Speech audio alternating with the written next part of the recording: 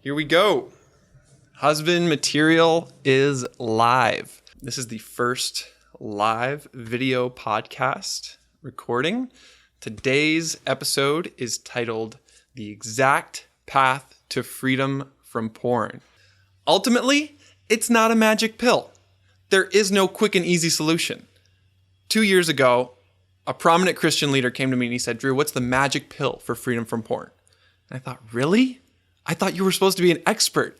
And he's acting like there's some kind of magic pill formula you can take that'll just take away your problems. I mean, ultimately, if you really wanted to take away your problem with porn, you would just remove your brain, because ultimately the issue is in our brains. There are no pills, but there are patterns. And over the last 10 years, I've noticed some very specific patterns in who gets free, who's going to succeed, and who is constantly going to struggle. I see this with every new client who comes to work with me. The direction that they have at the beginning often determines their destination at the end.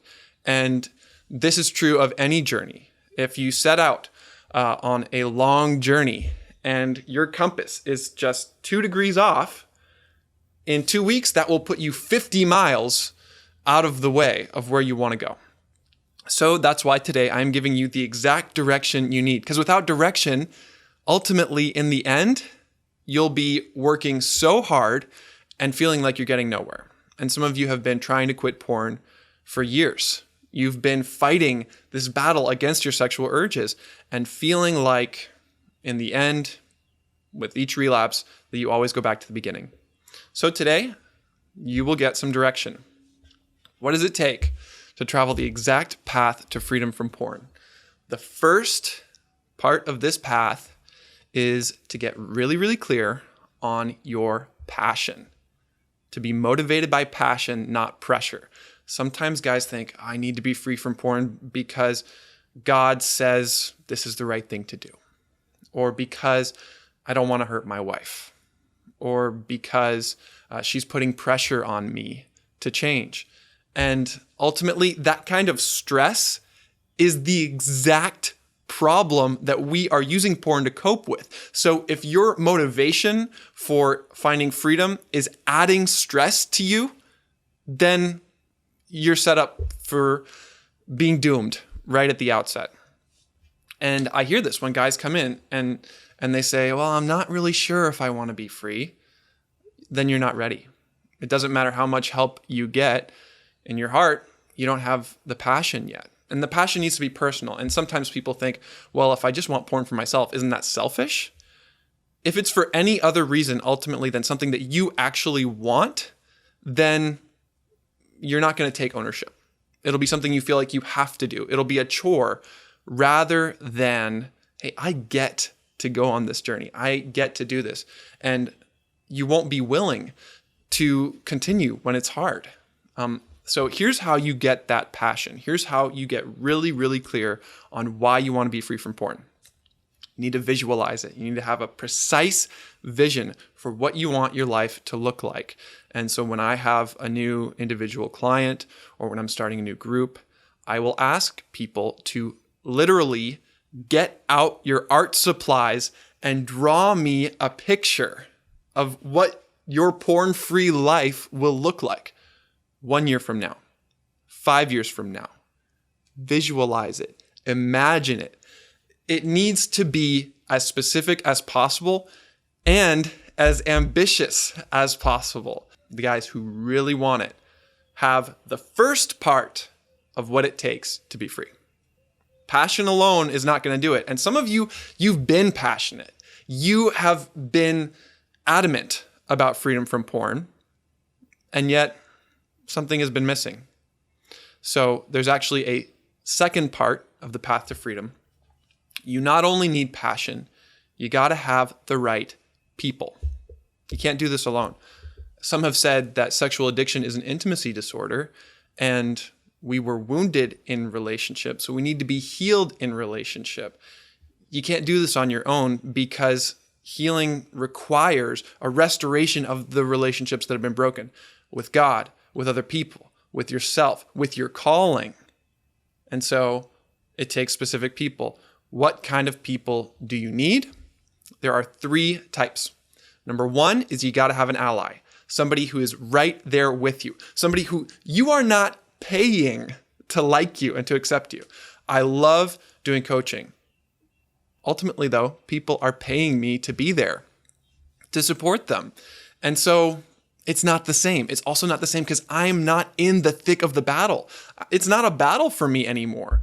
So for me, to be their ally doesn't quite work. I can't be the person you call at 2 a.m. when you're triggered. You do need to have that person who can help you and who you can help. Part of the beauty of having an ally is that you have somebody who God can use you to help. And this is so beautiful. When you reach out for help to your allies, they will also begin reaching out to you, and then you get the pleasure of having God use you to minister to them.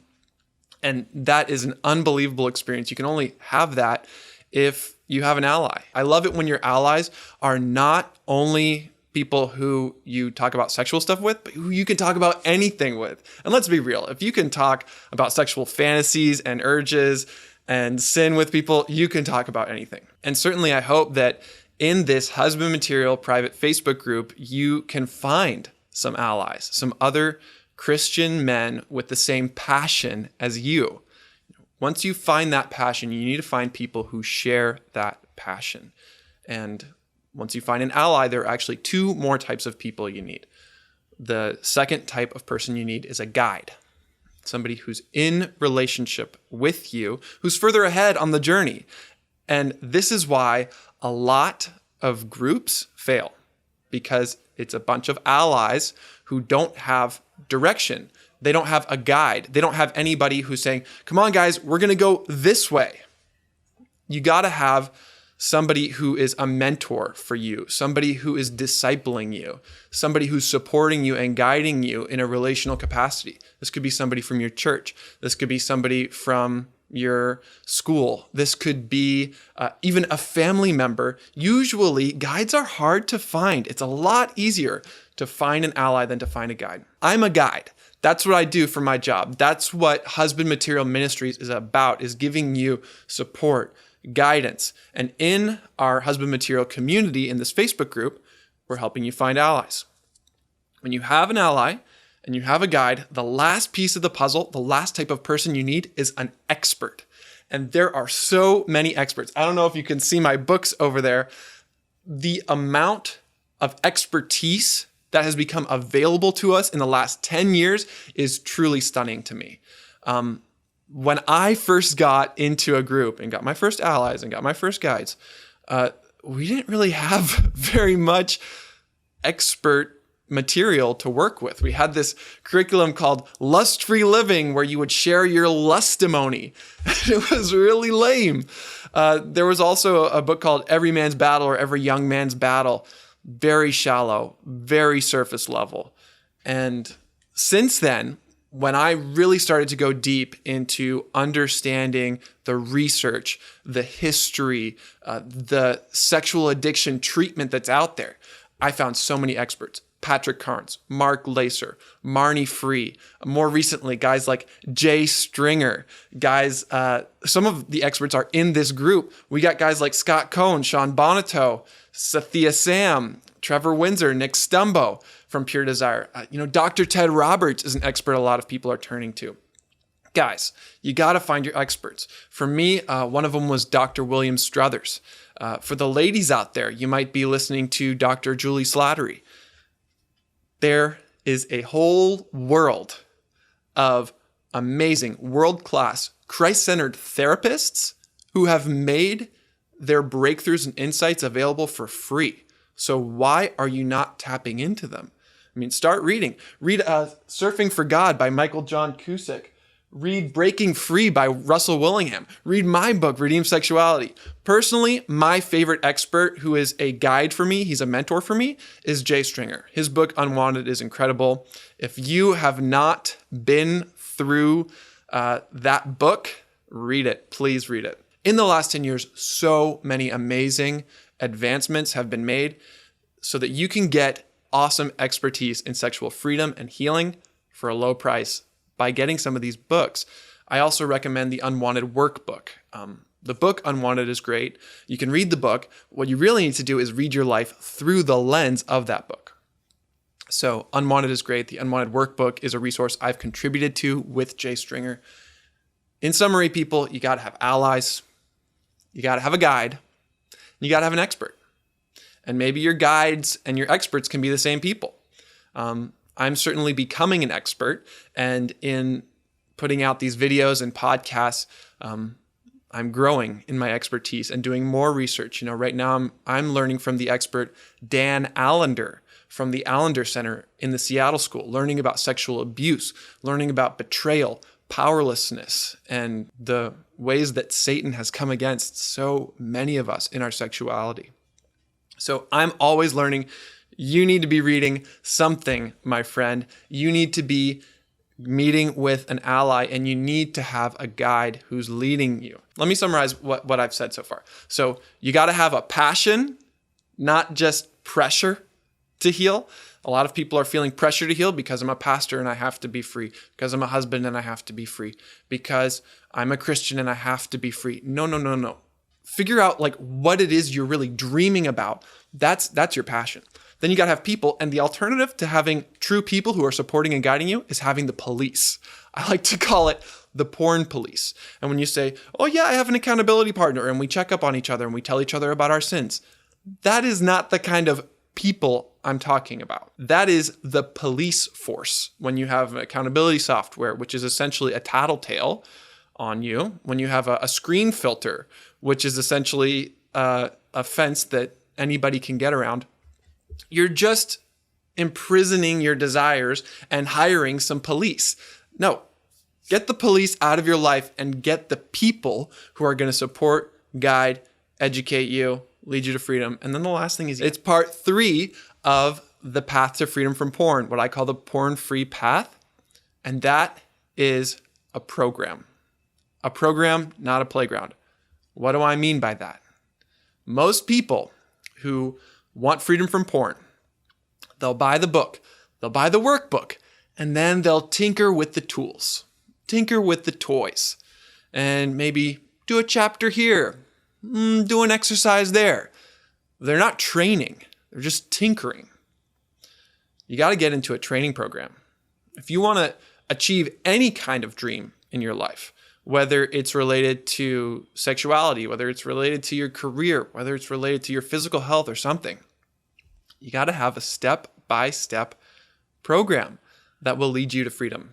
And unfortunately, a lot of us have been burned by programs that didn't work, that we thought would help us, but they didn't. And some of the programs I hear about like that are the Conquer series. A lot of guys go through the Conquer series, and it's not enough for them. The ones who are really serious will enter a program like the 7 Pillars of Freedom, an 11-month rigorous process, and then that's where you hear more of the freedom stories of people who go through the program. A lot of people have read the book Unwanted, but they haven't been through the Unwanted Workbook. I mean, certainly the Conquer series can change your life, and there are other people who sit through the 5 videos, they passively participate, and they're treating it like a playground, not like a program. And the other thing is that the Conquer series is not the kind of program that I believe leads to deep freedom from the battle. A lot of people, a lot of purity programs out there are all about being a warrior, conquer, overcome. And it puts you in this mindset of being in a war against your sexuality. So I'm going to talk a little bit about what kind of programs work for anyone, no matter whether you've been fighting the battle or not. Here's another type of program. When you get into a residential treatment facility, they don't mess around. You will not be in a playground. If you go to Hope Quest residential treatment in Georgia, if you go to Restoring the Soul in Colorado, if you go to one of these places like Capstone in Arkansas, and you pay thousands of dollars to enter a residential treatment program, they will give you an entirely new lifestyle, an entirely new environment. They will set you up with those people, allies, guides, experts, and you will have a transformational opportunity, because in this treatment program, it's a program. It's not a playground. You're going through these steps and you have people that you're going through them with. And you are not going to enter that kind of program unless you have a passion to pay thousands of dollars. Problem is, most of us can't get residential treatment. We can't afford that kind of thing. We can't afford to disrupt our lives. And so what I actually offer in my coaching program is essentially residential treatment from home. We transform your environment, your lifestyle, and your relationships right where you are, because that's possible now. Through digital discipleship, we can create a customized program for you to not just learn some information, but to go through transformation. What does it take to have a program that really works? A program that's going to give you freedom from the struggle of your sexuality, not just freedom from sexual behavior for a while. It takes three things. Number one, it has to help you face your sexual fantasies. This is something I talk about a lot. A great program is going to deal with your fantasies, the specific types of porn that you're looking at. Nobody is attracted to porn in general. We are all turned on by very specific images, videos, types of people, types of power dynamics, and there's always a reason why. This is why the Conquer series doesn't quite cut it for me, because it doesn't go into your specific sexual fantasies. Now, what a great program will also do is also talk about your family, your fantasies and your family. The thing is, you don't realize this, but your fantasies are actually connected to early childhood experiences that prominently took place within your family. That might sound weird to you that, wait, you're telling me my sexual attractions were shaped by my mom and dad? Yes.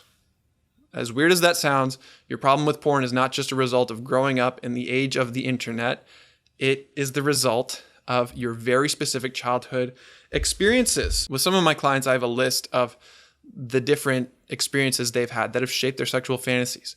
Some of them are, my dad left, my dad died, my stepdad cheated on my mom dominated me, my mom used me, my mom needed me, my dad was passive, racism. All of these different experiences are part of the soil where our sexuality developed. So you got to look into your fantasies. You got to let that lead you back into those early experiences in your family. And a great program is also going to help you undergo formation. Fantasies, family, and formation. Formation means that in light of all of this deep digging that I'm doing through my story, I am going to make new choices. I'm going to create a new habitat. I'm going to create new habits. I'm going to get help in a way that's actually going to form me, rewire my brain into the kind of person who just doesn't get turned on by those same things anymore. So that you can look at porn and not just say, that's not something I do anymore. You can say, that's not who I am anymore, because I've been formed into a new person. A program that helps you do that is ideal. And those programs do exist. Some of those residential treatment programs are awesome. Problem is, they're super expensive. And once you go home, a lot of times people lose what they learned because they're going back to that same old habitat and those same old habits. And so I think the ideal is to be able to go through this deep work of going through your fantasies, your family, and formation where you are. That's what I do in my coaching program. And I'm creating a brand new class specifically on how to outgrow porn, like not just quit for a little while, but outgrow it altogether.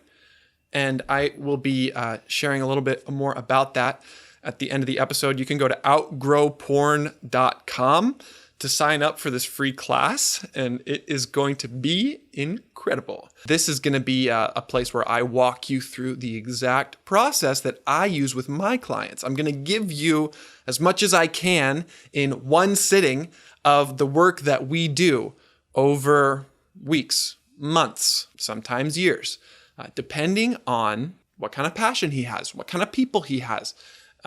I give you the program. I can't provide you with the passion. I can connect you with some people. The point is, I'm creating a program based on the coaching process I've been using with guys. And if you want to get in on that and be notified when it's available, go to outgrowporn.com. Let's open up some time for Q&A. I've given you the porn-free path here with the passion you need, the people you need, and the program you need. Looks like we already got one question, so let's dive in. Kent is saying, how do I motivate my friends who are struggling with porn both in marriage and out? I'm finding myself trying to convince them. They know it's wrong. They're all Christians, but they're not willing to take the next step. Maybe they just aren't ready. I think you're onto something, my friend. If they don't have the passion, they're not ready. This is something I learned in my very first group that I led in 2011, and I continue to tell myself and remind myself of this truth today. You cannot teach someone what they don't want to learn. You cannot teach someone what they don't want to learn. I see this in the ministry of Jesus too. In John chapter 5, Jesus comes to a man who was paralyzed and broken for 38 years. 38 years of paralysis. And he asks him the most offensive question. He says, do you want to be healed?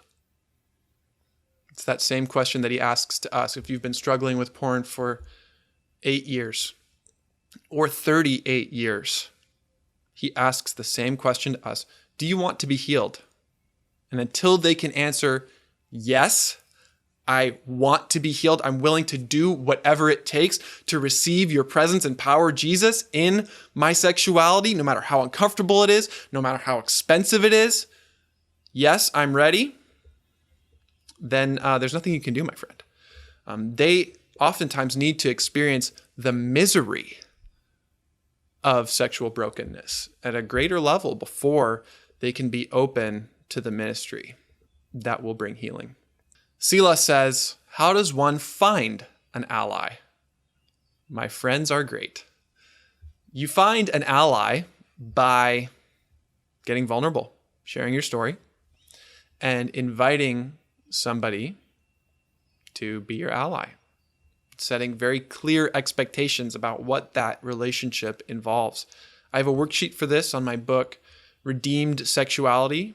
You want to establish things like, how often will we communicate? When will we communicate? When are we unavailable?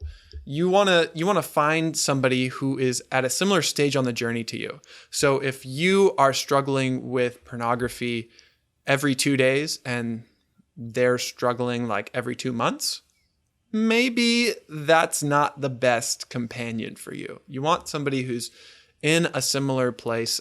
Maybe you've already done some deep digging into your sexual fantasies.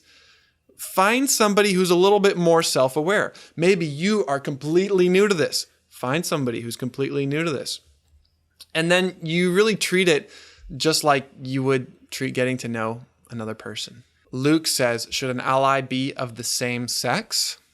Yes. You can have people who are supporting you and guiding you who are a different sex.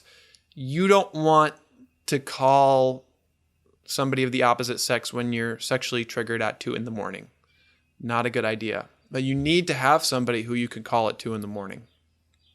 That's what allies are for. Noah says, what resources would you recommend for middle school and high school age students? I'm a youth pastor and I'm struggling to minister to our youth whose addiction has been made worse by quarantine conditions. Man, that is so real. The quarantine and the pandemic has been a recipe for relapse for many of us. It's making the struggle more intense. In terms of resources for young guys and young girls, I would recommend my workbook, Redeemed Sexuality. It's designed for youth, and it doesn't go fully into some of the territory of your family and your fantasies, as deep as something like the 7 Pillars or Unwanted. So that's a great bridge. There are also some awesome resources available at Educate Empower Kids. That's my favorite organization doing some of the prevention work of educating on sexual formation and sexual development and trying to parent kids through the porn crisis. One of the challenges with middle school and high school students is that they're still under the care of their parents.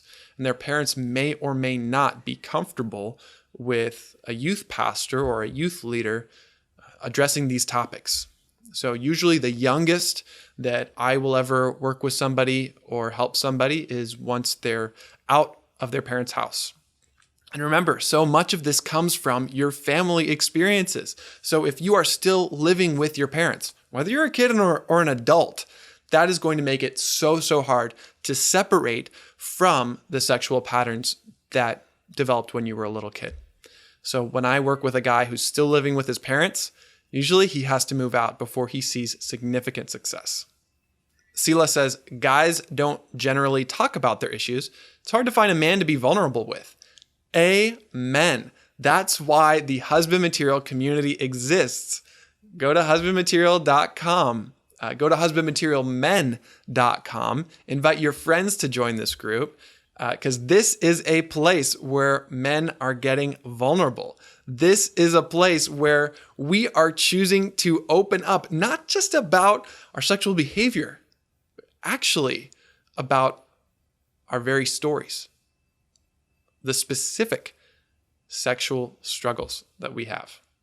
And that's where it gets interesting. That's where the healing comes. When you go into the specifics of your sexual fantasies, some of you know that I have had a sexual fetish since I was 13 for orthodontics that I hated about myself. Some of you know that my sexual preferences have tended towards power and domination, something that I really hated about myself and didn't understand for many years. And being able to open up about that to somebody unlocked a whole new level of freedom. And then being able to understand it in light of my family and go through a process of formation, that's what got me here today, guys. That's why I'm free, because I found the passion. For me, my passion first was I was writing a book about this. Even before I was completely free, I was already passionate about creating a resource that was better than all the lame curriculum out there, the lustimonies and lust-free living. And I had a lot of great people at Wheaton College. Some of you are tuning in live who were with me at Wheaton College, and you know what a fantastic Christian community that is. And I found the programs, and they're out there. 1 Corinthians 10:13 says that in every temptation, God provides a way out. Today, I've provided you with that way out. It's the path. You need the right passion, you need the right people, and you need the right program.